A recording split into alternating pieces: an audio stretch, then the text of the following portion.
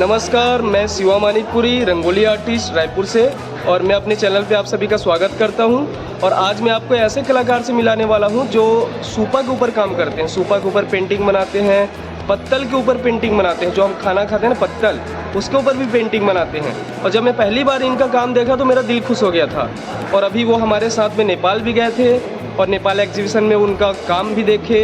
सब लोगों ने खूब तारीफ़ किया। उनकी प्रदर्शनी में पेंटिंग्स और सूपा आर्ट, पत्तल आर्ट सब वहाँ पे लगाए थे। तो जल्दी मिलाता हूँ मैं आपको हरी सिंह जी से, जो कोरबा के कलाकार हैं। स्वागत है सर। नमस्कार शिवाजी। तो आपका एक परिचय दे दीजिए, सबको बता दीजिए कि आप कहाँ से हैं, क्या करते हैं और अभी आप वर्तमान में क्या करते हैं, और अपना एक छोटा सा परिचय दीजिए। जी, मेरा मूल स्थान मल्हार है, जो नगर पंचायत मल्हार है, वहाँ का मैं निवासी हूँ और वर्तमान में जिला पुलिस संग्रहालय में मार्गदर्शक पद पर कार्य करता हूँ। और वहाँ पर संस्कृति और पुरातत्व का साथ साथ बच्चों को चित्रकला विधाओं का प्रशिक्षण भी देता हूँ। और सर, आपको ये विचार कहाँ से आया कि सूपा के ऊपर काम करना है, सूपा के ऊपर पेंटिंग बनाना है? क्योंकि सब लोग नॉर्मल कैनवास में बनाते हैं, जैसे हम भी कैनवास में बनाते हैं। तो आपके दिमाग में कैसे आया कि आप सूपा पे काम करना है, पत्तल के ऊपर भी पेंटिंग बनाई जा सकती है? सन 2001 की बात है। हाँ। धनंजय देवांगन जी सीओ जिला पंचायत है, अपर कलेक्टर धनंजय देवांगन जी, वो यहाँ पर काम करना चाह रहे थे। पहाड़ी कोरबा जनजाति, पंडो जनजाति, बकुड़ जनजाति, जो बेहद जनपरांचल में रहते हैं, और उनके मूल शैली को नहीं परिवर्तित करके हमको उनका आर्थिक स्थिति भी डेवलप करना था। ऐसी स्थिति में उन लोगों को बांस का बना हुआ सूपा, पर्रा, टुकना इत्यादि बनाने का काम दिया गया। तो उन सूपा पर मैंने पेंटिंग बना करके फिर उनका अर्थोपार्जन करवाने का प्रयास किया। उसके बाद कालांतर में फिर उनको पत्तल, जो मोहलाइन का जो पत्ता आता है, उनसे दोना पत्तल बनवाने का प्रशिक्षण दिया गया, ताकि उनको एक जगह स्थायी रूप से बसाया जा सके। क्योंकि एक बार उनका एक पहाड़ी कोरबा लोगों को कहा कि अगर तू मर जाता है ना, घर को छोड़कर वो दूसरे घर से दूसरे पहाड़ पर चला जाया करते थे। तो ऐसी स्थिति में उनको डिफाइन करना मुश्किल हो जाता था कि ये पहाड़ी कोरबा आज है तो कल कहाँ रहेंगे। तो उनको एक उनका नामांकन करा सके, सब कुछ उनको जानकारी रख सके, तो उनको बसाने के लिए, उनको आर्थिक स्थिति अच्छा करने के लिए फिर पत्तल या अन्य प्रशिक्षण दिया गया, और उन पर मैंने फिर चित्रकला बनाना प्रारंभ किया। कितना साल हो गया सर आपको बनाते?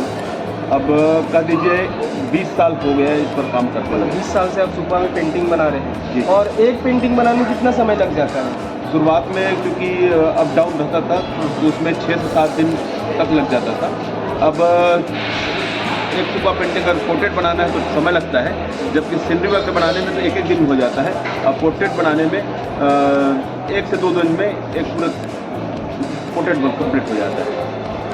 आप सूपा के ऊपर में जैसे कि छत्तीसगढ़ की संस्कृति दिखाते हैं और भी बहुत सारे पोर्ट्रेट दिखाते हैं, तो उसके ऊपर कुछ बताइए, कैसे दिमाग में आता है कि क्या बनाना है और किसको आप प्रमोट कर रहे हैं? जैसे कि क्या बनाना आपको ज़्यादा अच्छा लगता है सूपा के ऊपर?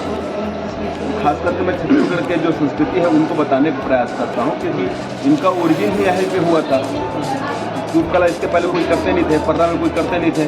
तो यहाँ की जो संस्कृति जैसा हो उन्हीं को दिखाने का प्रयास करता हूँ। बाद में फिर लोगों का अच्छा प्रतिसाद मिला और लोगों ने अपने अपने पोर्ट्रेट बनवाना चालू किया। जो शुरुआत में तो कम लागत मिलती थी और आय भी कम होती थी। अब एक सूपा का 2000 रुपये में हमको मिल जाता है। बहुत बढ़िया सर। और सर, इस कला को जैसे आगे बढ़ाना है, इसके लिए आपके दिमाग में क्या चल रहा है, कैसे क्या प्लान है, जिससे ये वाला कला आपके साथ साथ और भी बाकी लोग बनाएं? देखिए शिवाजी, आपने जब मेरी कला के बारे में जाना तो आप उसको खुद आप देखिए यहाँ से विदेश तक ले जाने का प्रयास किया। इसके लिए हम आपका आभारी हैं, क्योंकि आपने इस कला को भारत से निकाल करके नेपाल में लेकर गए, और नेपाल में देख करके आपने देखा कि वहाँ पे जो वहाँ के सबसे बड़े जो आर्टिस्ट हैं किरण मनंदर जी, उन्होंने अप्रिशिएट किया कि ये कला यहाँ पे चलकर नहीं, यहाँ के लिए अद्भुत कला है ये।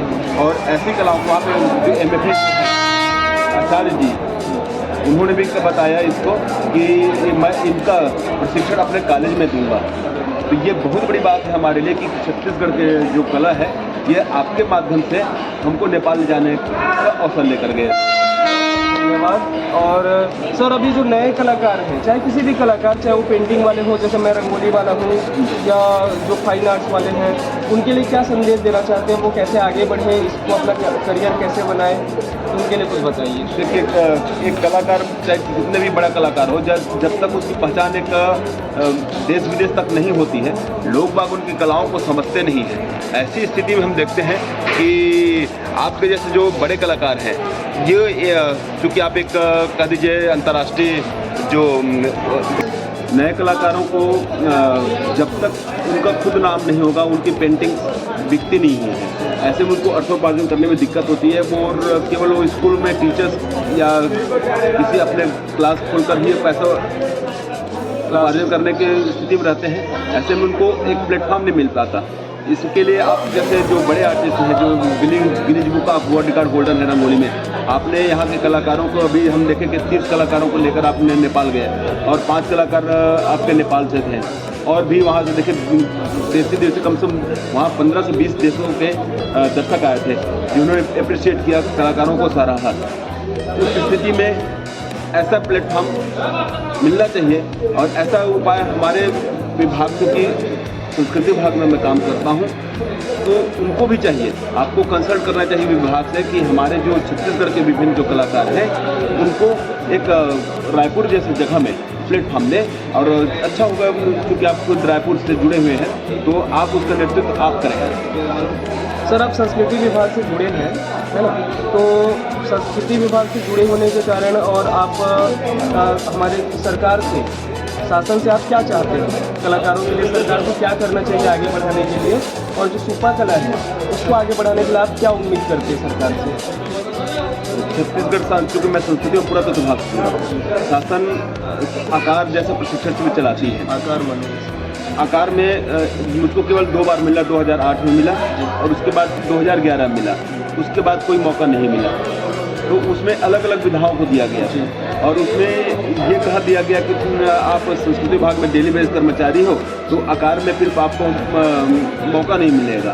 तो ऐसी स्थिति में नुकसान हो जाती है और शासन को चाहिए कि कलाकार को चाहे विभाग में भी काम क्यों न करें, उनको आकार के अलावा जैसे विदेशों भेजते हैं तो कलाकार हम जैसे छोटे कलाकार होते हैं जिसको विदेश में जाने के लिए बहुत दिक्कत होती है, उनको शासन के द्वारा देश विदेश में उनकी नई जो प्रतिभा है उसको प्रदर्शन करने का मौका दिलाना चाहिए। और इसके लिए आप जैसे कलाकार अगर अपने बिहाफ में ले जा रहे हैं ये तो बहुत बड़ी बात है। ऐसे आप जैसे काम शासन को करना चाहिए, आपके काम से शासन को प्रेरणा लेना चाहिए। धन्यवाद सर हमसे जुड़ने के लिए, और एक कलाकार होने के नाते मैं चाहता हूँ कि आपके काम को और मौका मिले, विदेशों में भी मौका मिले और छत्तीसगढ़ शासन की तरफ से भी आपको बाहर जाने का मौका मिले। आपने देखा कि वहाँ पे जब हम गए थे सिक्किम में भी आर्ट फेयर हुआ था, वहाँ पे आमंत्रण मिला है, मुंबई में आमंत्रण मिला है, साथ में दिल्ली के लिए आमंत्रण मिला है। आपके सामने सारी चीज़ें हुई है और सबसे बड़ी बात है कि जो जहाँ पे हम आर्ट गैलरी लगाते हैं वहाँ के जो संचालक है श्याम सुंदर यादव जी, वो यह चाहे कि आप जैसे अगर कलाकार हैं हरि जी और शिवा जैसे कलाकार हैं तो हम क्यों न छत्तीसगढ़ में अंतर्राष्ट्रीय गैलरी लगाने का प्रयास करें। और वहाँ पर उन्होंने ये कहा कि 7 देशों के कलाकारों को मैं स्वतः लेकर आऊँगा, यह बात आपके सामने हुई है। तो कोरबा में हमने इसलिए आर्ट गैलरी बनाया है और आप जैसे कि स्वतः आपने कहा है कि मैं दिसंबर में विजिट करूंगा, इसके बाद कम से कम नेशनल लेवल का आर्ट गैलरी यहाँ पे प्रदर्शन किया जाएगा गैलरी में। ये आपने आश्वासन दिया है और हमको ऐसे मिल रहा है, तो कोरबा के लिए बड़ी उपलब्धि होगी। आप देखिए कोरबा में हमारे 2 कलाकार हो गए थे, सुमन कुमारी गई थी और कांति यादव गई थी। तो ऐसे जो नए कलाकार को आगे बढ़ने का मौका मिलेगा।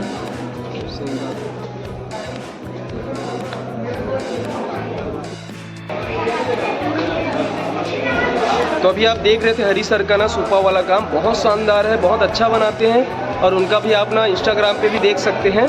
और मैं आपको ऐसे और भी कलाकारों से मिलवाते रहूँगा, अलग अलग जहाँ पे मुझे लगेगा कि उनका काम बहुत अच्छा है तो मैं उनको मिलवाऊँगा, आपको उनका काम दिखाऊँगा और ऐसे वीडियो मैं बनाते रहूँगा।